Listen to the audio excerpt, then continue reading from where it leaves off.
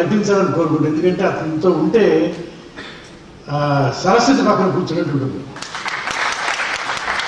అందుకు అతనంటే నాకు చాలా ఇష్టం. ఇలాంటి అట్లాగే వేగుంట మోహన్ ప్రసాద్ గారు, నేను ఇంతవరకు ఇంత కవిత్వాలు శ్రీశ్రీ గారిని ఎప్పుడో చిన్నప్పుడు చదివాను తప్ప కవిత్వం చదవలేదు ఎక్కువ. కానీ ఇవాళ ఈ పుస్తకం నాకు చదవాలనిపిస్తుంది.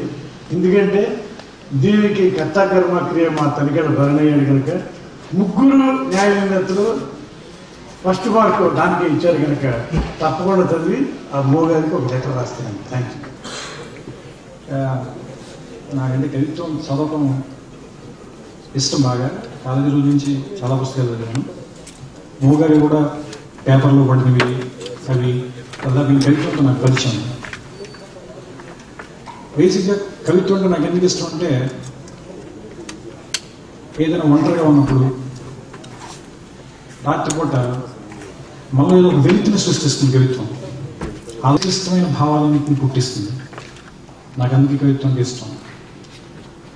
8వ తరగతి 7వ తరగతి ఆ చదువుతున్న రోజుల్లో శ్రీశ్రీని చదివాను. ఆవేశం నేను కూడా చాలా రాశాను. తర్వాత తిలక్ గారిని చదివాను, చాలా రాశాను.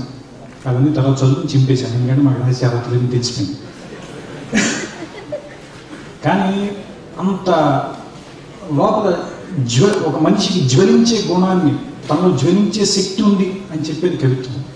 శ్రీనారాయణ రెడ్డి గారు విశ్వంభర్ చదివాను. ముందు సినిమా పాటలు విన్నప్పుడు చాలా తమాషాలు మ్యాజిక్లు చేస్తాననిపించింది. కానీ విశ్వంభర్ చదివిన తర్వాత మాత్రం గౌరవ స్థాయి పెరిగింది. అందుకని ఎక్కువ మాట్లాడలేకపోతున్నాను. నాకెవరు బాగా ఈర్ష్య కలిగిస్తారంటే వాళ్ళతో నాకు పోటీ ఉందంటే మాత్రం వాళ్ళని జీవితంలో మర్చిపోలేను. ఆయన రాసిన నా ఆధునిక కవిత ప్రస్థానం అని చెప్పి ఆయన రాసిన వాటిలో ఆయన చదివిన పుస్తకాలు ఒక్కడ కూడా నేను చదవలేదు. అందుకని ముందు నాకు ఏమీ కోపం వచ్చింది, పోటీ వచ్చేసింది నాకు. ఇన్ని పుస్తకాలు చదివేసాడు, ఎప్పుడు ఇవన్నీ 1950s 60s ఎంత మోడర్న్ లిటరేచర్, ఇంత పోయిటరీ చదివేసాడు, మనం ఏం చదవలేదు ఏంటి, మనకేమి రాదు అనే విషయం ఎవరైనా మనకి చెప్పినప్పుడు ఖచ్చితంగా మనకు కోపం వస్తుంది వాళ్ళ మీద, పైకి చెప్పంగానే. అట్లా ముందు నాకు అందరూ కోపం ఇష్టం కంటే కూడా చాలా సంక్లిష్టమైన భావాలతో కవిత్వం రాశారు. నేను దరిదాపుగా మొత్తం వరుసలో చదవకుండా ఏం చేశానంటే మొదట కొన్ని, మధ్యలో కొన్ని, చివరిలో కొన్ని చదివాను.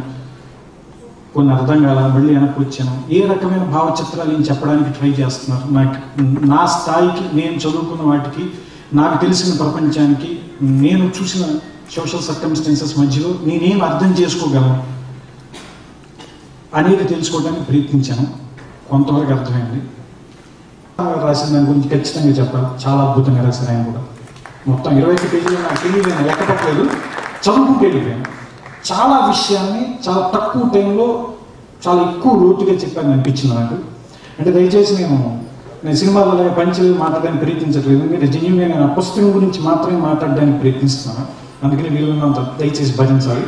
సో నన్ను బాగా కదిలించింది పుస్తకం.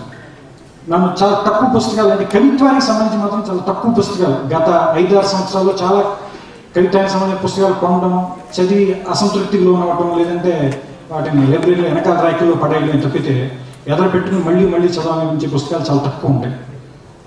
వాటిలో ఈ పుస్తకం ఖచ్చితంగా ముందు వరుసలో ఉంటుందని నేను నాకు సంబంధించిన వరకు అనుకుంటున్నాను. సో